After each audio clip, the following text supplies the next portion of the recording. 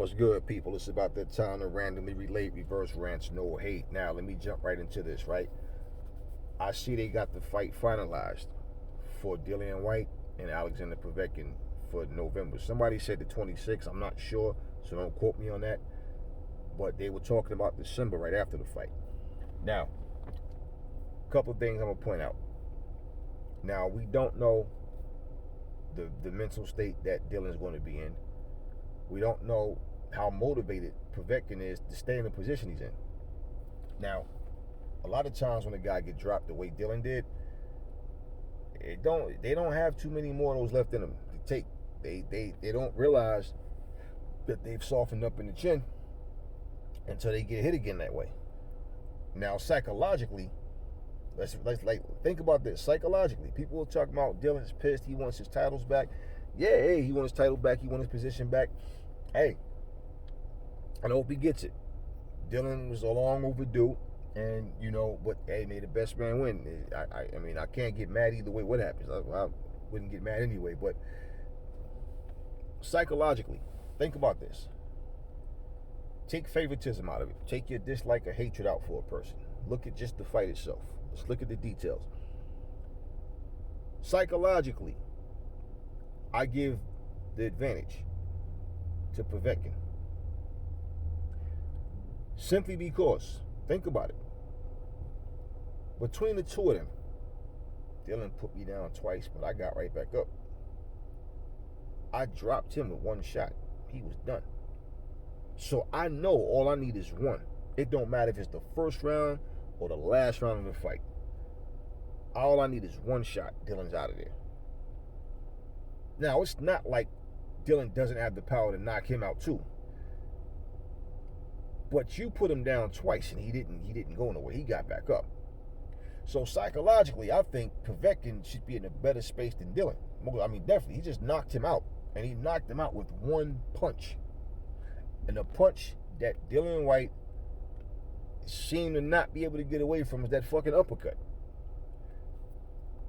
Now, physicality-wise and skill-wise, just straight up skill for skill, Povetkin can't match Dillian. Povetkin actually he looked like an Asian fighter. And that fight, to me, I'm looking at him like his movements, his timing, his speed, you could see he's not the same fighter that he used to be. But he landed that punch that he needed. He got Dillian out of there. So even though I give Dillian the edge physically, because I think Dillian can do more things than Povetkin can now, but at the same time, that psychological edge, sometimes that's all you need, man. When your adrenaline kicks in and you thinking about, man, I got this guy, I'm gonna get him. I think now I don't know this, but I think Dillian Whyte's going to fight the same fight. Dillian Whyte doesn't do a whole lot of different things, like in terms of how he fights different opponents. He just basically goes in there to try to win. And the mistakes that Dillian make, if let me say this, if Povetkin, if him and his team is seeing the same things I'm seeing, I'm not even gonna say what those things are. But if he's seeing the same things I'm seeing, he will have an easier time beating Dillian than Dillian will have beating him. One of the things, I'll point certain things out, but I'm gonna save it to after the fight. And I'm gonna let y'all know what I was thinking and see how it plays out. One of the things that Dillian does, and I've said this in the video before, Dillian can fight, no doubt. But Dillian Whyte, the mistakes that he make on defense, he can be irresponsible on defense at times. Dillian Whyte loves to lean forward, those shots, exposing himself. And when he stays in position when he's not ready to punch, and what he does is when he puts his hand straight up. You can't even see what's going on when that happens. And he drops his hand straight down. And what he does when the opponent jumps in, he does this and he swings wide. He doesn't throw it from the middle. It doesn't come in close. Everything comes from the outside. And instinctively, he loves to throw that left hook to bail him out of trouble. And that left hook can get him knocked out with that uppercut. Povetkin he fights everybody pretty much the same way. I don't think Povetkin could sustain a high energy type style. So I'm not going to give somebody something that they don't have. I don't think he can do it. I don't think that he has the conditioning to do that. But I'm thinking if he fights Dillian Whyte aggressively, give him angles, pivot off his shots, man. I don't know. It's just a lot of fundamentals that fighters just don't use anymore. Dylan, he can get the shots off because Povetkin is not hard to hit. Povetkin can fight though. Povetkin has experience, and we do know experience a lot of times overcomes a person's physical prime. It overcomes that youth. So, if Dylan truly understands, look, I just got caught, and he hasn't been softened up, he should win. And I said the same thing last time. He should win, but I just can't give a clear winner. Now, if Dylan goes in there and destroys him, hey, I'm not afraid to be wrong, and I'm not even making a prediction. I'm looking at both fighters, and Dylan has the ability to box and win, but Dylan, for some reason, he likes to stay in the pocket and just fight an unnecessary style. Because even when he move and try to give space, and he does that, but then what does? He walk right back into the fire. What does he do? That's what he does. He walked right back into the fire after he just walked out, tried to slow your momentum down, catch you off track. He reaches too much. He overextends when he throws shots. He does all this leaning in and he put his hands up, duck down, and he stands up. Watch how many times. Watch the fight again. Watch how many times in exchange Dillian Whyte does this shit and stands straight up, and his hands is down here. And Povetkin just couldn't capitalize on it, but he caught him with that uppercut, and that was it. And the thing about it is, Povetkin, honestly, I don't think Povetkin can do anything different from what he did in terms of just a fight plan that he puts together to say, okay, this is what we're going to do. Let's stick to that. I don't think there's nothing that he can do really different. I just don't think that Povetkin has the stamina that it takes for him to do anything different, anything extra. I just think the same thing, but if he's more aggressive, uses movement, pivot, get out the way when he needs to keep Dylan going backwards. So when I'm saying when he throws his shots and pivot and get out of there, give him different angles, because they're both coming in a straight line. It's just that physicality wise, Dylan's a lot heavier than Povetkin. He's much bigger. He's a heavier guy than Povetkin, and he's stronger than Povetkin. Physically, I mean, with his weight and all. But in terms of him being able to take Povetkin's punch, Povetkin already knows, and it was not a lucky punch, man. He timed that shot, and he knows all I need is one shot. You're out of there. Dillian Whyte dropped him twice, but how confident is he that I'm going to knock him out next time? And I think that they should try to get Povetkin to move Dylan backwards instead of fighting him the way he did. And also with the aggression of not letting Dylan get comfortable. Even when you're on the outside, shoot to the body. Even if you jab to the body. It doesn't make a difference if you're really hurting him or you're scoring points. But what you're doing is you making him do something he doesn't want to do. And if he tries to reach for a power shot, you pivot out of there, do that little quick back step. I can show you. If I showed you, you'd understand y'all would give you the visual of what I'm saying. That way, no matter what Dylan is doing, you're always going around the side of him when you're not ready to really engage.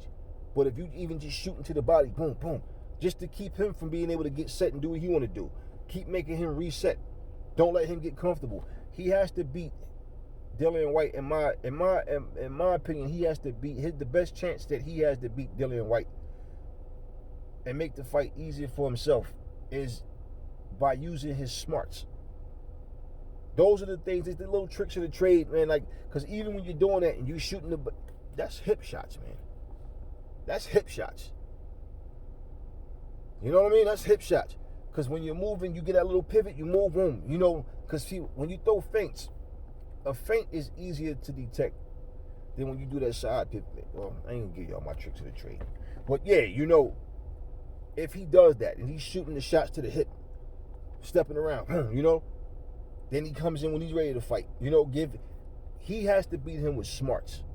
Dillian Whyte doesn't have the patience to fight a disciplined fight without trying to get there and take your head off. At some point, he's going to come in. Dillian likes to throw body shots. Dylan is all around a better fighter right now, and than Povetkin is right now. And I feel like he's not going to beat Dillian Whyte just trying to fight him straight up. He has to use different tactics and tricks, and we'll see. We'll see what happens. I hope Dylan gets his belt back and get his position back, and then let's go from there. Nothing against Povetkin. Povetkin had, he's had his chances, but may the best man win. If Dylan loses, it's not like I'm going to really give a shit. I'm not going to be, oh man, it's fucked up. Hey, it is what it is, man, But I would like to see Dylan versus the winner of Wilder and Fury. And if AJ handle his business, who knows? Maybe him and Dylan are getting there and have a second fight. Who knows? But I think between the two of them, I just feel like psychologically, things is in Povetkin's favor. Now, if Dillian Whyte went there and decided I'm gonna get him out of there, Dillian Whyte, let me put it in if he did that, and look, it could work, it might not work. That's the thing. There's no guarantee, but they both need to stick to a game plan. I don't think Dillian Whyte really wants to go in there and blow his load early. Neither one of them do.